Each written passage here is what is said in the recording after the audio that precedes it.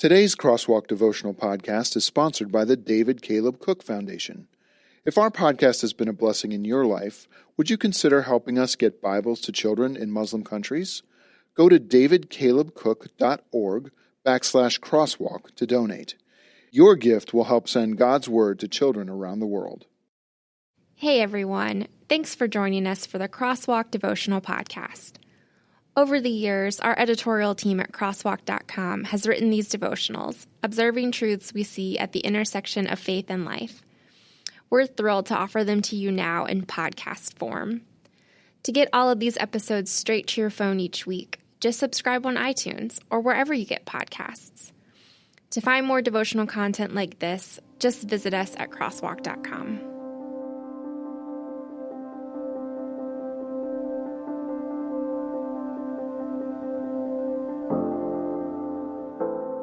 Tell Everybody by Anna Kuda, read by Ellie Johnson.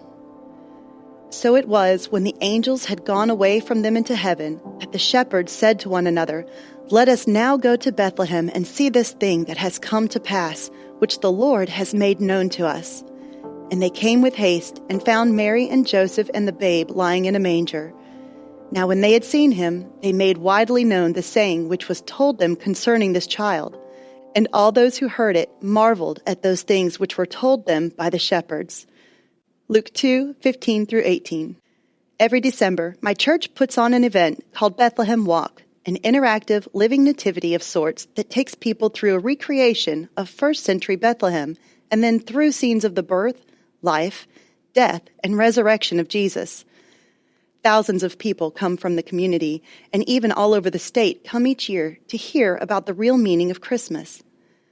I've been a cast member almost every year, but this year, for the first time, I played the part of a guide who leads the group of people through the city and from one drama scene to the next.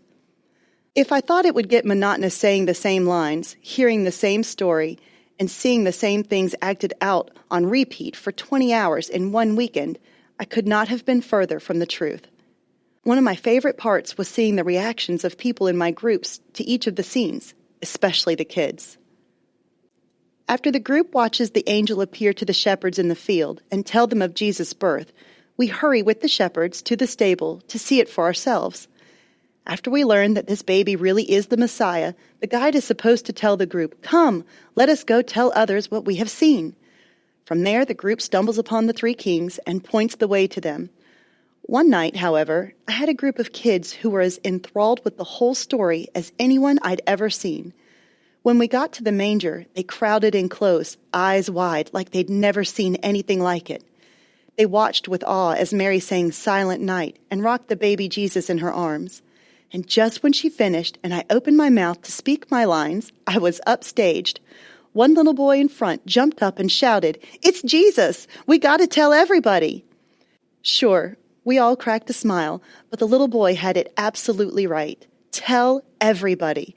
The shepherds did just that after the angels pointed them to baby Jesus. They made it widely known, according to Luke 2:17. How could they keep it quiet, having seen what they'd seen?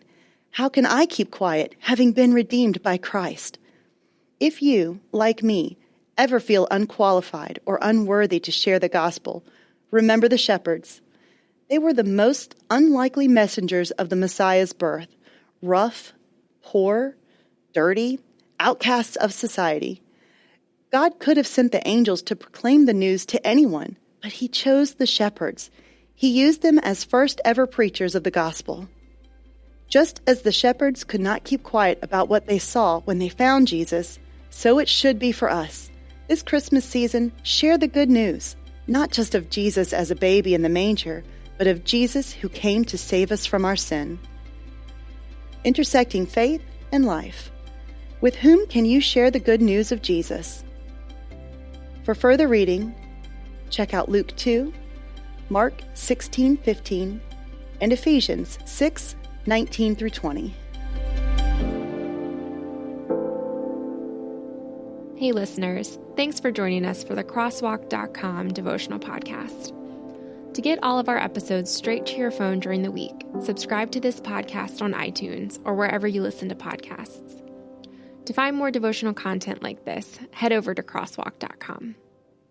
Did you know that children between the ages of 4 and 14 are 4 times more likely to accept Christ than they will be as adults? And that need to share the gospel and the love of Jesus with precious children is even greater in the Muslim world, where many never hear about Christ's love for them. You can help lead children in Muslim countries to Jesus by sending them a Bible through the David Caleb Cook Foundation. Your gift will send a colorful comic-style action Bible that connects with kids so they can know the hope of Jesus. So please, give your best gift today at davidcalebcook.org/crosswalk and watch as God transforms these children to transform their world.